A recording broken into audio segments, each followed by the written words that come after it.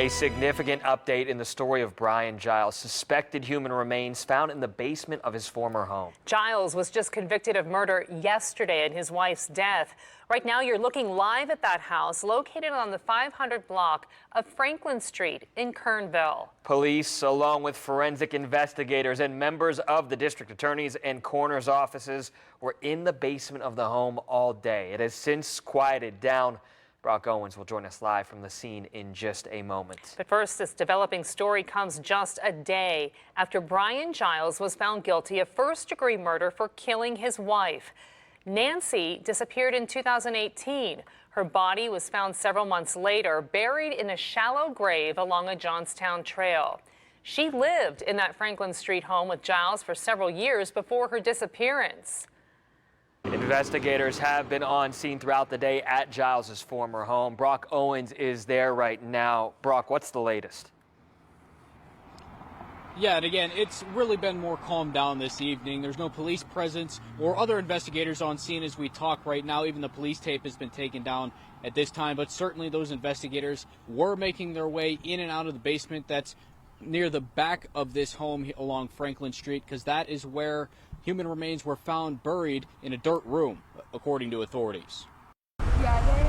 After Brian Giles was convicted of killing his wife on Thursday, authorities say they're executing a search warrant on Friday at his former residence along Franklin Street in the Kernville neighborhood of Johnstown. Officials say on Thursday they received specific information and came to the home before the search on Friday. At this point, we have what we believe to be human remains, clearly suspicious.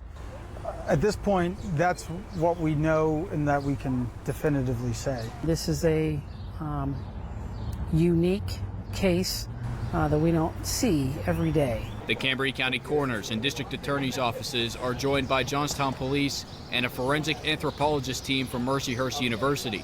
Cambria County coroner Jeff Lees says a cadaver dog was also brought in searching for the remains. The dog hit multiple times in this certain location. Buried 2 to 3 feet deep in a dirt room in the basement of the home, remains were found, investigators say, but an identity is not yet known.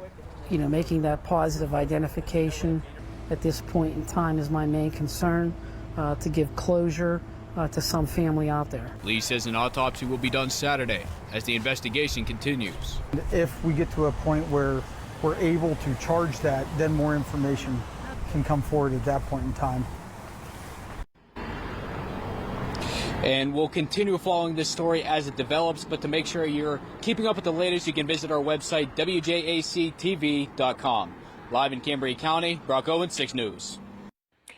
We again want to remind you that authorities have not confirmed the identity of those remains. However, it is worth mentioning that Brian Giles' ex-girlfriend, Jilly Tadero, has been missing since December of 2020. Tadero also reportedly shared that apartment with Brian Giles. He was charged for assaulting Tadero just days before she disappeared. Tadero was seen in Central Park the morning of December 12, 2020, and was never seen again. Back in January of 2021, police searched that same apartment for clues about Tadero's disappearance, but didn't report finding anything during that time.